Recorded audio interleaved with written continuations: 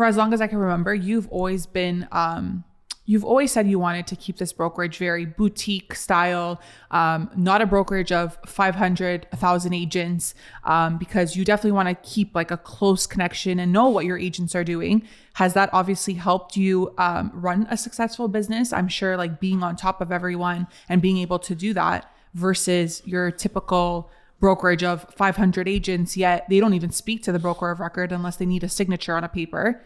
Has that been beneficial to you? Yeah, well, the thing is, there's different business models out there in the real estate business. Yeah. So you'll find like a reputable brand that we could all think of when we think real estate. They'll have, 200 agents, or let's use your example, 500 agents that work under one broker of record, one owner. Yes. Because each of those offices are independently owned and operated.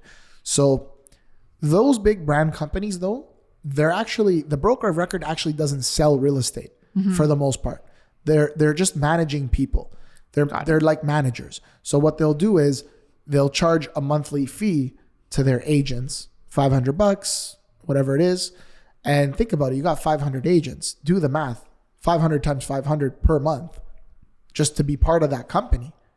I mean, that's your cash flow right there. Yeah. So they give them the office, they give them everything they need, the system, and they charge them every month for it. That's a business model. Yeah. That's not a business model that I wanted. Yeah. There's a lot of turnover.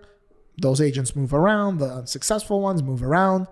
The good ones, the top producers, you're not making money off of them because they're top producers. They could go anywhere else and get a better deal. So you have to give them the best deal.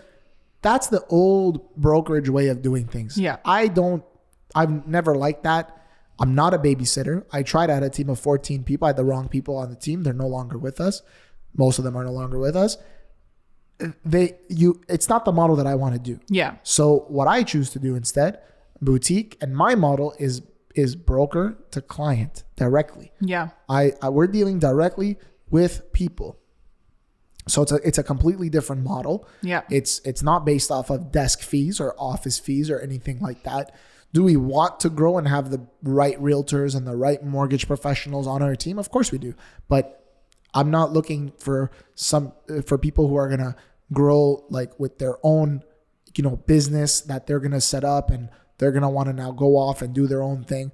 I'm looking for people who say, I want to be a company person. I want to be a person for this company, this brand. I believe in what you guys are doing. How do I get in? And in commission sales, we have business to go around. We have business that we could say, okay, you're a new realtor on our team, but you're experienced. We'll help you and all that. Take this client, take this file, work on it, right?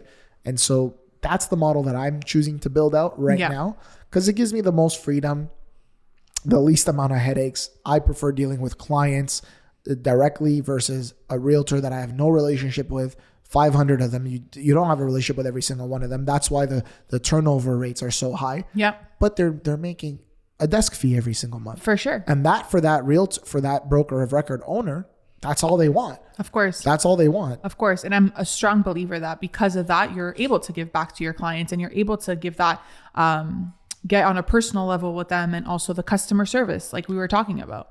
Oh yeah. Like if you're dealing with the same big brand that we could be thinking about now and you're dealing with a realtor there, you're not dealing with the owner of that brokerage, that company. That brokerage that owner will never know who you are. Exactly. Nor do they care because whether their agent does right by you or not, whoever's working under them, whether they're doing right by you or not, at the end of the day, their whole purpose is collecting desk fees from their agent. Yep. They don't care about other things. Now, there are some brokers of record who will say, no, we want to collect the desk fees, but we also want to build a proper business and train our staff to be happy and do well and all that. Of course there is. That's not the path I've chosen to take at this point in time. I don't want to do that. Yeah. But I guess you know what? Going back to the main point, the earlier point, know your market, know the style of business that you want to operate. Do you want to open up a franchise? You want to open up a pizza, or do you want to open up your custom owned boutique pizza store that's going to serve the best products, right? Exactly. Maybe it's a little bit more expensive, but you know why it's more expensive and you know what product you're producing. Quality, over quantity. But at the end of the day, That's different for everybody. Absolutely. That looks different for everyone. A lot of the realtors, sticking to my industry, they're so transactional. I want my commission. I want this. I'm doing this for this. I'm going to steer people away from this because I'm getting paid more here. You can't do that.